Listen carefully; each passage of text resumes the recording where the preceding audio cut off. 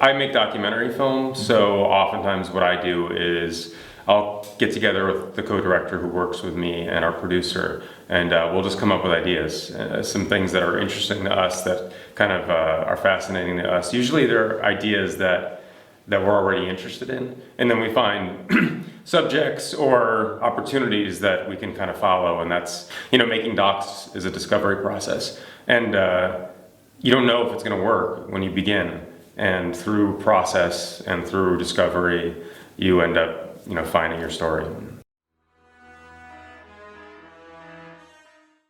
Yeah, and they do tend to be interesting subjects. So smaller stories oftentimes speak volumes, and I always try to find, not always, but oftentimes I'll find stories of subjects or people that are trying big things but are themselves smaller people, and I feel like those oftentimes are the most interesting to me.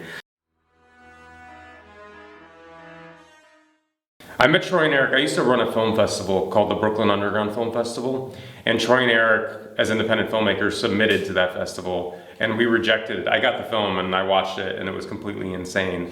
So I rejected it because I was like, what am I going to do with this film? It's ridiculous. But then I showed a lot of people, and we watched it, and I watched a lot of their work. And the following year I said to myself, you know, I want to show this piece, and I was worried because I didn't know how the audience would interpret it, but they loved it, and Troy and Eric came, and they were happy, even though everyone was laughing at the movie, didn't seem to mind. You just kind of dig in, and assuming they give you enough access, you can kind of celebrate or dive into all of their lives. And that was one thing about Troy and Eric that was really helpful. Access is critically important, and Troy and Eric gave us total access. So because we had access to their lives in great ways, and all facets of their lives, we were able to tell a personal story, their personal story. And it's not a fluff piece, and we tried very hard not to ever mock or make fun of them, because that's not what we're interested in. When we're interested in their work, we're not interested in, I mean, yes, the work is crazy and silly at times, but like, I love it. You know, it's like a weird outsider art, and we celebrate that. It's partially because documentaries have been ugly for so many years, because technology has changed a lot. So there's a lot of opportunities for documentarians that wasn't available many years ago. So we try to make things that look as sophisticated as we can. You know, there's a lot of artistic shots in the movie where it's almost like there's parts where it almost feels like a larger sci-fi. It almost feels like we're making, in the documentary, we're emulating kind of films that they like through science fiction, or through like these boisterous scenes, like there's a slow motion scene where they're walking, and all these things where we try to get inspired by the movies that they are inspired by.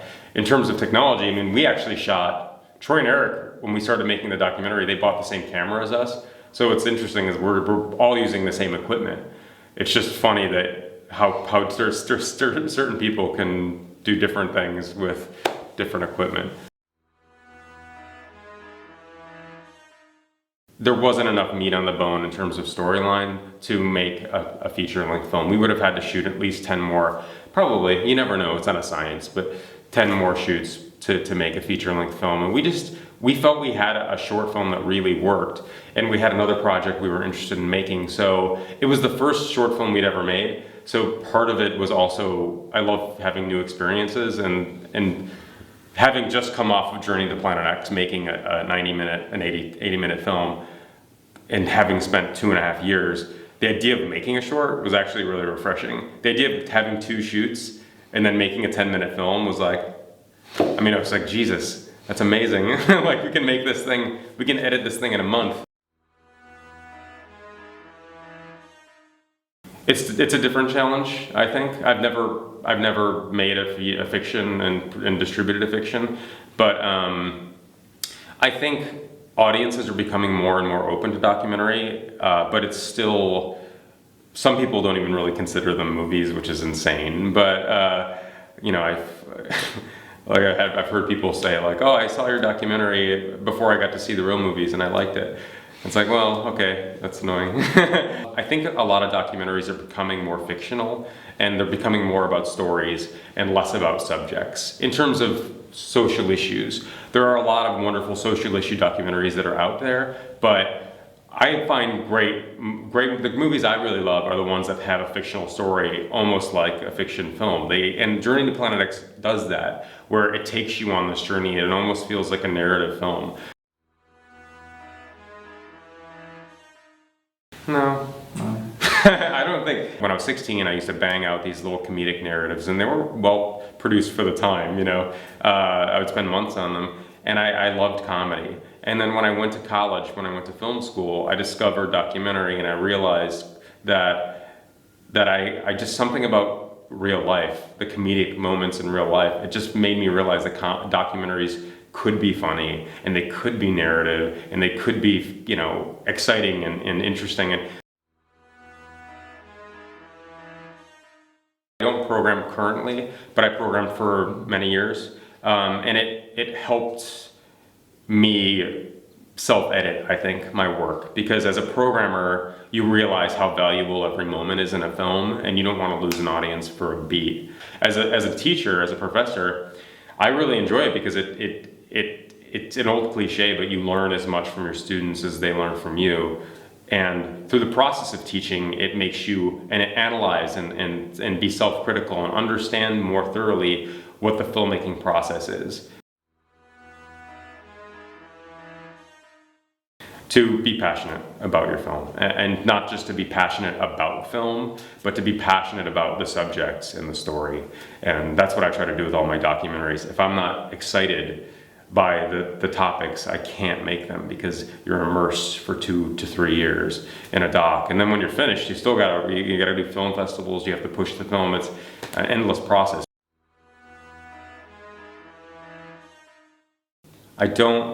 I watched a documentary recently that I really didn't care for, but I always try to tell myself, because documentaries are interesting, even if you don't like a movie that's a doc, because documentary, they're almost like puzzles to solve. You always can think, well, how would I have done it differently? Because again, it's almost like a process of solving a problem. So I do walk out of docs saying like, ugh. But I try to flip my script a little bit internally and tell myself like, all right, how do I make... I love popcorn flicks like Spider-Man 2 and like Batman. I love that shit. I think it's a hangover from being a programmer, but when I go to the movies, I love going to see like I just saw The World's End, and I like popcorny kind of like fun fare, good movies. Each film I make is almost a reaction to the last one I've made, a reaction to its positive and negative traits, some things I've internalized and thought about, and some of the critics that have had good things or bad things to say, and it's a good way for me to evolve. Like currently we're making a movie on a very well-known journalist and telling his story, and there are expectations for this subject because he's a well-known person.